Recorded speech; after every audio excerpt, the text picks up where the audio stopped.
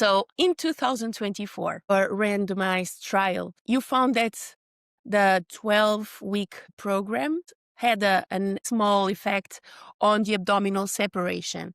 Could you explain this result in simple terms? Because I think it's going to be a bit what you were mentioning before that drove you to the diastasis field.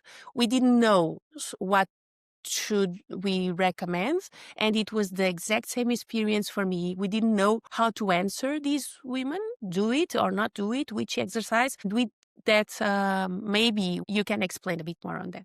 Well, I was quite sort of intrigued by the fact that the advice to these pregnant women and postpartum women to not do the exercises which engage the rectus abdominis muscle was so strong. But when you went into the evidence, there were hardly any studies on the effect of this muscle and if it actually opened the diastasis or not, or increased the interected distance, as we say. So that's sort of why I wanted to do the studies on pregnant women.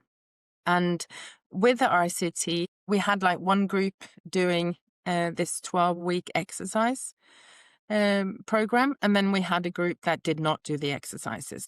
So when we looked at were there any differences between the groups towards the end of the exercise program, we saw that there weren't a big sort of statistical difference between the groups, but in the exercise group, it looked as if maybe the distance could be like 1 millimeter more than for the group that did not do the exercises. But in the end, when you sort of compare the two groups and do the statistical analysis, the difference was so small that it's not significant, and it's definitely not clinically significant. So when these women do these exercises, it will not sort of increase the interected distance.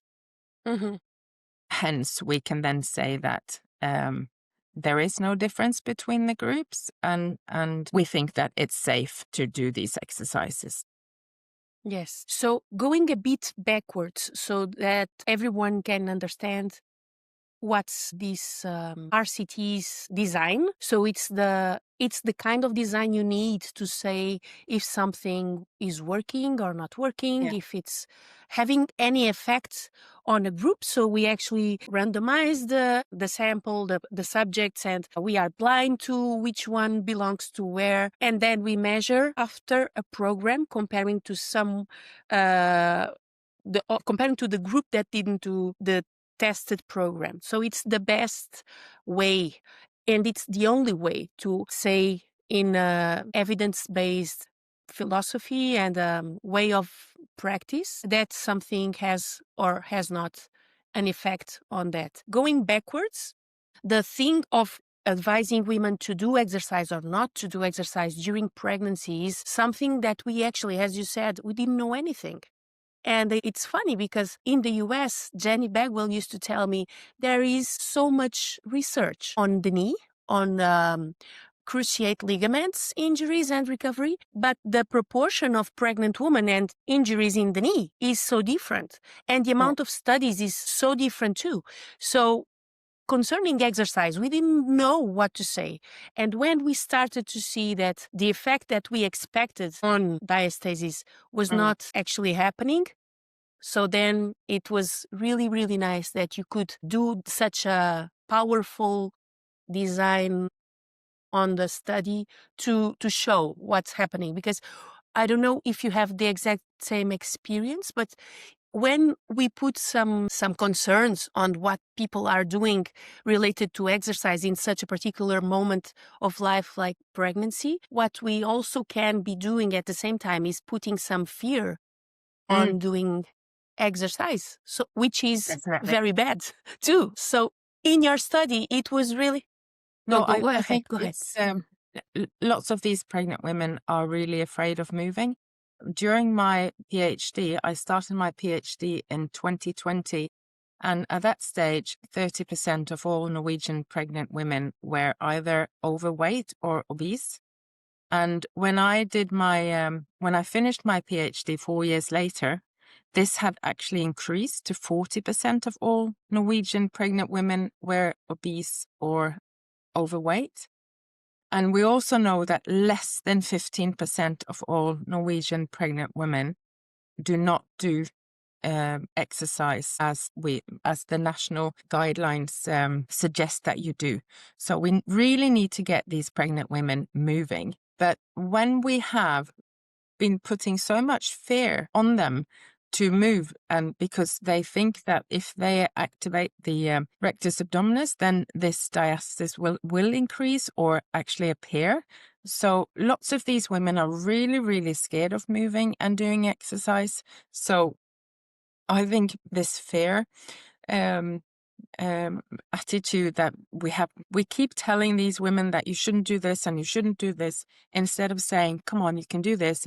It's not dangerous. It's not going to cause anything, injury or increased inter-rectal distance. We need to get these women to feel safe in their own bodies and to make them move. And when we were planning this RCT, we didn't really know how the different abdominal exercises affected the inter-rectal distance in pregnant women. So we started off doing a cross-sectional study, which is looking at what happens at a specific moment in time.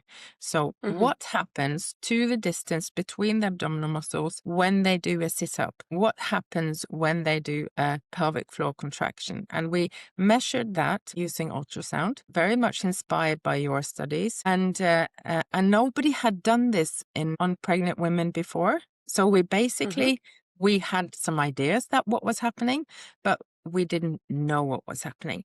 And what we found was that if you contract the pelvic floor, or if you contract the transversus abdominis, or if you combine those two, the inter-rectal distance increases. Okay?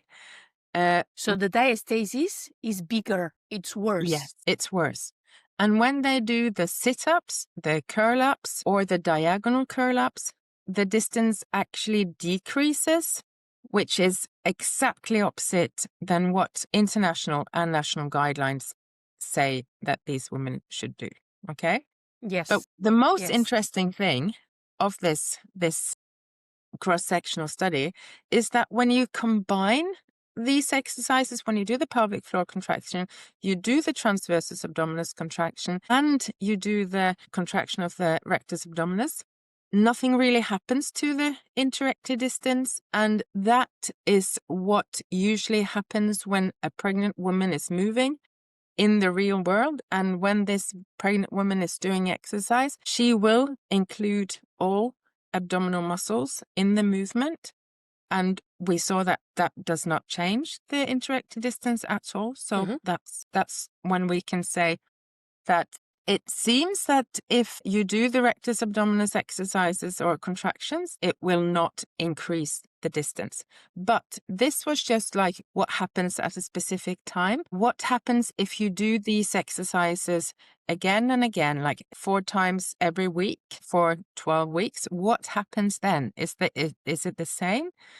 So then we, based on the findings of this study, made this exercise program where we included exercises that activated all the different levels or all the different abdominal muscles together. The pregnant women did this for 12 weeks, 4 times every week. And that's when we found that if you compare this exercise group to the non-exercise group, there weren't any difference.